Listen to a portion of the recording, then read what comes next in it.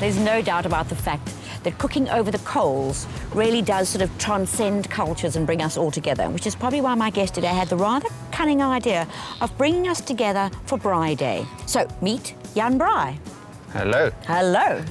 Nice to have you. It's fantastic to be here in our backyard in the most beautiful country in the world, gearing up for Braai Day this Sunday. I love it. Today, Jan's treating us to his special Montague chicken potjie recipe. I suspect it's a different take on the traditional one. To make it, you'll need chicken pieces, dried prunes and apricot, onions, garlic and ginger, ground cumin, turmeric and cinnamon. And Jan is serving his potjie with couscous, for which you're going to need couscous, obviously, and butter, spring onions, mint, and toasted almonds. Right, your famous chicken potjie. Yes. Right. I like chicken potjies because chicken is like a blank canvas. Yeah. It's cheap, and you're going to add lots of spices because otherwise it's too boring. Okay. Pot on the fire. Now first we're toasting the almonds. This has got a bit of like a Moroccan feel going. It's got a bit of North Africa. You say Morocco, I say Montague. Okay. Because all these ingredients, yes, exactly, and all of these ingredients are native to the Klein Karoo, and you can buy all of it in Montague. So I call it the Montague chicken potjie. Okay. So, as you very well know, almonds burn very quickly when you toast them, so we just want to give them a bit of colour. Okay.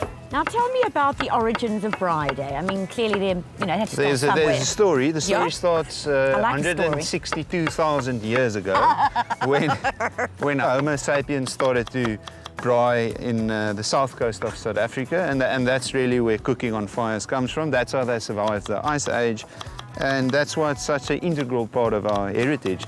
Also some ginger, please. Let me just get these almonds. They're toasted now. Right. So. All right, I've chopped. So now I think we need some olive oil. Yeah. And you can skin those. All of it? Yes, all of it. Okay. And why do you skin it? I don't like chicken skins. I don't like eating them. Good enough reason, I suppose. Yeah. Okay, what do you need? So I need all of this ginger and garlic and onions, and it's going into the potjie. So now, do you invent all your own recipes?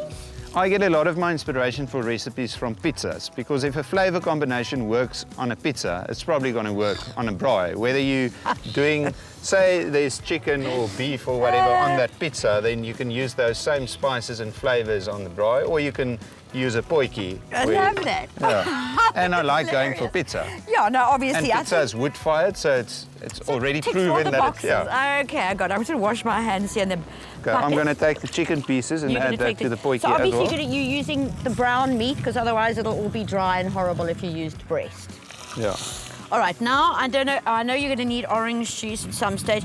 Yes. And then, are you funny about how you braai? Does it have to be a certain kind of wood, or a certain kind of this, or a certain kind of fire? This is cumin, by the way. Okay. And it's going in there. Turmeric, yeah. I think charcoal in an emergency, you can use charcoal. But briquettes is, no. No, I just don't see the point. And they're quite expensive too. I have no idea. I've never bought them. No, quite right. So I'll okay, take your a purist for that. And gas is obviously Afrikaans. Gas. This is cinnamon. Gas is Afrikaans for the people that come to your braai. A gas. Yeah. It's not something you have to braai with. No, okay. So it's the real McCoy or nothing. Absolutely. So that's the spices. Now, what about a kettle braai that takes wood in it? Is that acceptable? I call them man ovens because it's an oven for man. Yes. You have this thing because it works in the convection. Absolutely. So say this is salt, obviously. Okay. And so is a man oven acceptable? I think for doing pork bellies and for doing whole chickens, yes. Right. But be specific about when you can use a man braai. Then it's acceptable, yeah. And then some pepper. Okay. Right. Okay, so chicken stock, so obviously. That's chicken stock, yeah. Okay, fruit, and now we need some orange juice, and that's why we don't actually need any sweetness, because there's enough sugar in the orange juice, and then we're adding dried fruit. So what's your favourite thing to braai, like in all the world? It was my last day on earth. A braai broodjie. A braai broodjie? Yes. I think people often braai meat just as an excuse to season the grid for the braai broodjies. Because braai broodjies on a grid that is clean is not so lekker. No. You actually want a bit of boerewors fat on that grid. Yes, very important. Can you give me the dried fruit? Okay. Thank you. Prunes? So these are prunes, yes. Yeah, no pips. And apricot. Mm-hmm. But obviously use peaches or something if you wanted to. Whatever. Yep. I like these two. So now what starch are you going to use now? Couscous. Couscous, vintage Jan Braai. Okay, but now listen, I'm telling you, you didn't say Moroccan, North Africa, but this, so we've got all this dried fruit and couscous. It's Montague. Montague. I don't know. Makes it up as he goes along like a true man. I tell you what. Couscous is easier than potatoes or rice. No, look, and I can make it for you, so that's I'm fine with it. That's what I survived on when I studied, because you can make it in your res room. You just boil a kettle and make couscous. You need nothing for it. That is water that we boil.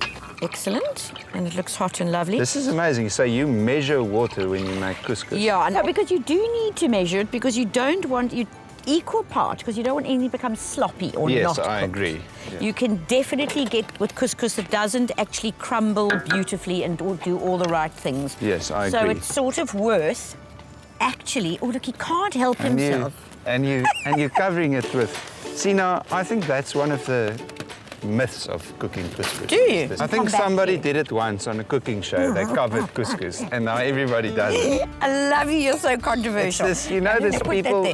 Have you seen some people when they make risotto? They stir it all the time and add bits of water at a time, like the stock. Yes, like the Italians have been doing for centuries. Yes. Yes. Try it. We're not going to tell the Italians about this. Yeah. Don't. No. Okay. This is potjie This is for the couscous. So can I the chop toasted it? almonds, you can chop it and add it.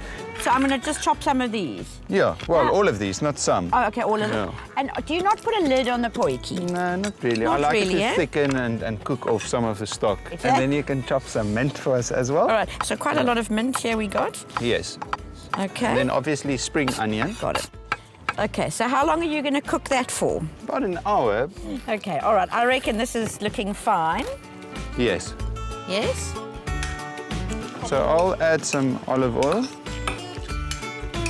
And then before it's too cold, we need to add the butter so that the butter can melt. The butter's in here. Yeah. Very fitting. That's beautiful. Isn't it divine? Do you have like an off-screen stylist that chooses all these things? Of course I do. Yeah. A hefty amount of butter. A hefty amount of butter. Right, okay, good. And now, would you serve this just as is, or would you do a salad or a vegetable or a it? No, I think we've got some fruit in the potjie, so that ticks that box, like the salad side. And we've got a bit of spring onion and mint in there and nuts. I'd say this is quite a balanced meal. Okay, especially for a man. The couscous here is really just the starch. This is for the sauce of the potjie. So right, because this looks absolutely beautiful. So now that's going to cook for a few more minutes. This is done. And what are you actually going to do on Braai Day? Braai Day actually starts the night before on National Braai Night. So that's the evening of the 23rd. That's the big party where everybody can get loose. Big braai and party. then obviously a breakfast braai on the big day. On the big day to recover lunch from braai. the braai night party. Yes, yeah. and then another braai. So probably braaiing a few times a day. So I'm doing the same thing that millions of other South Africans are doing, unite around the fire, share our heritage and wave our flag. You better be doing the same. Thanks for coming, honey. Thank you. And here it is, a few minutes later, and this potjie is cooked to perfection and served with a mint-infused couscous. It's certainly something different for Braai Day.